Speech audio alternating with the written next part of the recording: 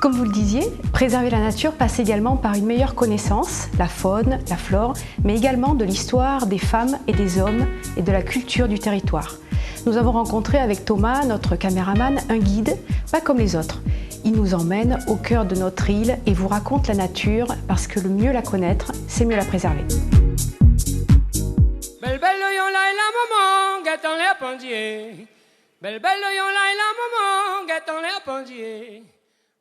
La nature, une terre de découverte, mais également une terre de rencontre. C'est ce que propose ONF, l'Office national des forêts, avec une expérience inédite au cœur des espaces naturels de La Réunion.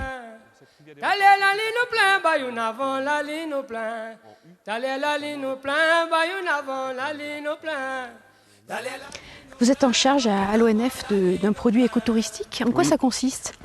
Donc, je suis en charge des produits d'écotourisme à l'ONF de La Réunion. Alors, l'écotourisme, c'est quelque chose qui est encore assez innovant et embryonnaire sur l'île de La Réunion. C'est quelque chose qu'on développe sur l'île. On a une gamme qui s'appelle Terres Authentiques, qui sont en fait des randonnées de plusieurs jours à la découverte du patrimoine naturel de l'île et qui sont accompagnés par des accompagnateurs en moyenne montagne et qui sont basés sur des rencontres avec des gens qui vivent au quotidien les espaces naturels. Donc des rencontres avec bien sûr des forestiers qui gèrent les massifs, mais aussi des agriculteurs, des habitants des îlettes, des hébergeurs ou bien d'anciens habitants qui racontent un petit peu l'histoire de ces sites. On est en forêt, mais c'est un milieu qui est quand même très particulier par déjà sa morphologie, par l'endroit où il pousse, son substrat, et puis aussi par le climat dans lequel il pousse. On est sur des forêts, donc des landes zéricoïdes. Ce sont des milieux qui sont pionniers et ils arrivent, c'est l'un des premiers stades, après les lichens, après les mousses.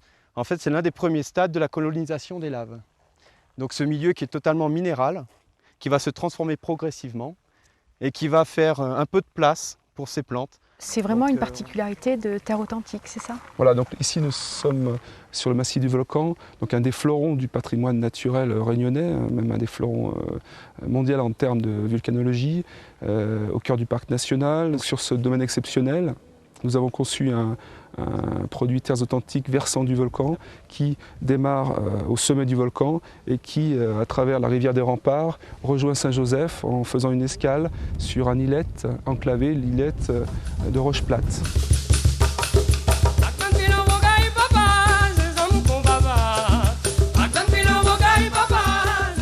Alors à la différence d'autres produits, notamment sur des treks de plusieurs jours qui empruntent très souvent les trois cirques, puisque c'est un classique, ce produit propose la découverte d'une vallée reculée, à savoir la rivière des Remparts, une vallée qui hélas n'est pas assez visitée et qui vaut vraiment le déplacement. Elle permet de rentrer en contact avec des personnes qui vivent là à l'année et qui cultivent notamment du cresson ou d'autres plantes et qui vivent vraiment loin de la vie moderne et trépidante des bars.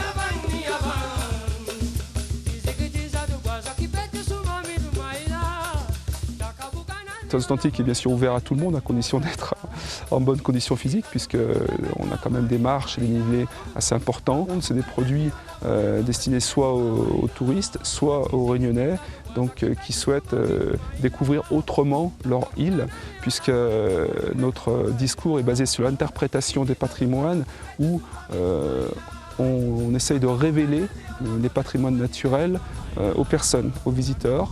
C'est vrai que la randonnée déjà en elle-même est un moyen très interactif, très sensible de découvrir la nature, mais on bâtit tout au long du cheminement, tout au long du sentier, un discours qui va permettre de s'approprier, de découvrir au mieux je dirais, les richesses un petit peu secrètes, un petit peu confidentielles de cette nature.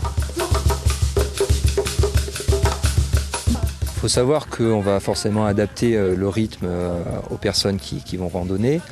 À La Réunion, on a l'habitude de dire que tipa n'arrivait, et c'est exactement le cas dans toutes les montagnes du monde. Si on adopte cette manière de randonner, à savoir tout doucement, en marquant des pauses, en prenant un petit peu d'eau, en mangeant assez souvent, il n'y a aucune réelle difficulté à arriver au camp le soir et à manger et à se restaurer comme il faut, quoi.